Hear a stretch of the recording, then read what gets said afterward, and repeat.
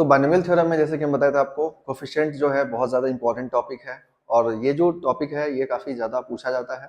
तो कोफिशिएंट में कई तरह के क्वेश्चन पूछे जाते हैं, जो आपको हम लास्ट जो बताए थे कि अगर कोफिशिएंट फाइंड करना हो किसी टर्म्स का तो वो बहुत आसानी से आप फाइंड कर सकते हो, जिसके लिए हम आपको शॉर्ट ट्रिक भी बताए थे। फिर आपको हम यही बोले थे कि इससे रिलेटेड, कोफिशिएंट से रिलेटेड और भी क्वेश्चन पूछे जाते हैं, जैसे कि सम ऑफ कोफिशिएंट। देखो सम ऑफ कोफिशिएंट जो है काफ़ी ईजी क्वेश्चन होता है, तो यहाँ पर इसमें सॉल्व करने के लिए बहुत ज़्यादा दिमाग लगाने की जरूरत नहीं पड़ता है, बहुत आसानी से इस क्वेश्चन को सॉल्व किया जा सकता है। जैसे ये क्वेश्चन पूछा भी हुआ है जेईई में इस बार। तो देखो इस क्वेश्चन को किस तरह सॉल्व करते हैं, लेकिन उससे पहले हम समझाते हैं आपको कि सम ऑफ कोफिशिएंट फाइंड कैसे करना है, क्योंकि जब आपको एक बार समझ में आ जाएगा सम कोफिशिएंट का मतलब क्या है तो बहुत आसानी से आप इसको फाइंड कर सकते हो। ये तो क्वेश्चन 10 सेकंड का है, ये क्वेश्चन बन जाएगा 10 सेकंड में। तो लेकिन पहले समझ लो, जैसे मान लो यहाँ पर आपको दे दिया गया जैसे x plus of for example 2y का होल स्क्वायर, और आपसे बोला गया कि बताओ इसका जो कोफिशिएंट है उसका सम कितना होगा। तो देखो मैन्युअली अगर आप करना चाहो तो इसको क्या करो, आप सिंपल सी बात है एक्सपैंड कर दोगे। जैसे यहाँ पर एक्सपैंड करोगे तो ये हो जाएगा x square plus of 4xy और ये हो जाएगा प्लस ऑफ 4y स्क्वायर, ये आ जाएगा।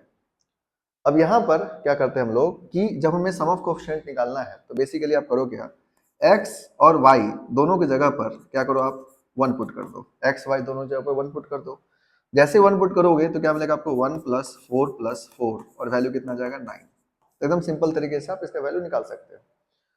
अब यहाँ पर जो आप एक्सपैंड करके हम लोग वैल्यू पुट के एक्स वाई के वैल्यू 1 पुट के एंड देन वैल्यू आपका सम ऑफ कोफिशिएंट निकल गया, दैट इज 9।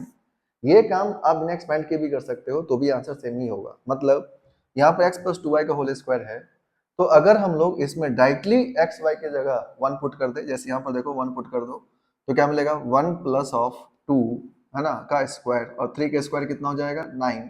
तो देखो जो ये आंसर है 9 और ये जो आंसर है 9 दोनों सेम है। तो ये बहुत आसान होता है कि आप क्या करो कि यहाँ पे एक्सपैंड नहीं करो, जो भी आपको टर्म दे रखा है इसमें एक्स वाई की जगह पर आप सीधे पुट कर दो, एक्स और वाई के दोनों जगह 1 पुट करो एंड बहुत आसानी से आप इस क्वेश्चन को सॉल्व कर सकते हो। इसमें अगर आपको ऐसा भी दे सकता है, जैसे मान लो दे दिया गया x plus of 2y plus of 3z की पावर 10, तो उससे भी कोई दिक्कत नहीं है। अगर आपको इसको भी एक्सपैंड करना चाहते हो, मतलब सम ऑफ कोफिशिएंट निकालना है, तो इसमें क्या करो x y z तीनों की जगह पर 1 पुट कर दो, यानी x is equals to Y is equals to Z equals to क्या करो 1 पुट करो। 1 पुट करोगे तो यहाँ पर आपका सॉल्यूशन आ जाएगा, जैसे 1 प्लस 2 प्लस 3 के पावर 10, यानी ये वैल्यू कितना हो जाएगा आपका यहाँ पर 3 प्लस 2 प्लस 1 5 5 1 6 यानी 6 के पावर 10। तो 6 के पावर 10 क्या हो जाएगा, इसके आंसर हो जाएंगे। तो बहुत आसान होता है यानी सम ऑफ कोफिशिएंट फाइंड करना। तो इस तरह से आप कभी भी सम ऑफ कोफिशिएंट फाइंड कर सकते हो।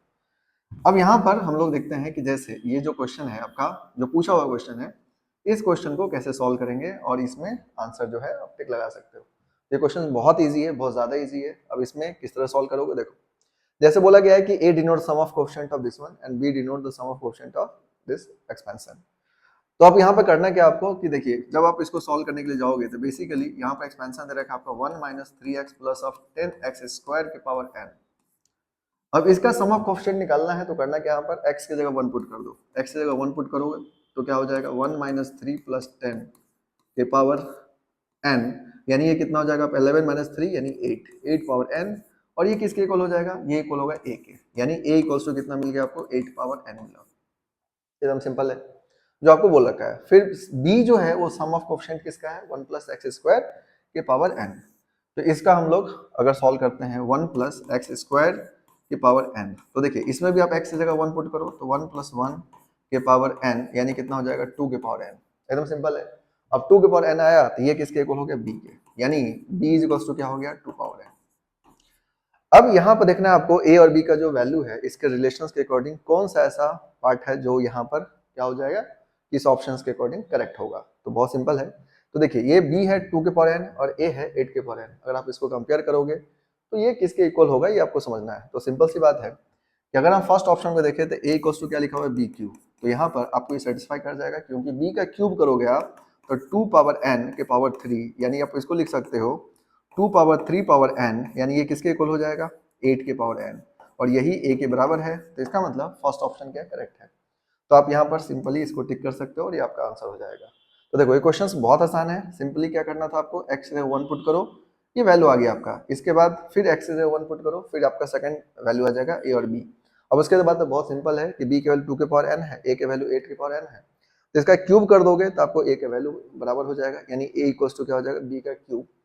और इस तरह से आप इस क्वेश्चन को बना सकते हो। तो सम ऑफ कोफिशिएंट से रिलेटेड जब भी कोई क्वेश्चन है तो आप इस वे में सॉल्व करोगे, आपका क्वेश्चन आसानी से बन जाएगा। तो एक बार एक इसको ध्यान रखो, कहीं पर भी कोई भी क्वेश्चन पूछा जाए इसी तरह सॉल्व करना है। एक्स की जगह 1 पुट करो, वाई भी दे रखा है तो वाई की जगह भी 1 पुट कर दो, एंड बहुत आसानी से आपका ये क्वेश्चन बन जाएगा। तो आप इसको ध्यान रख सकते हो। तो इसको आप एक बार समझ लो एंड ध्यान रखो इसको।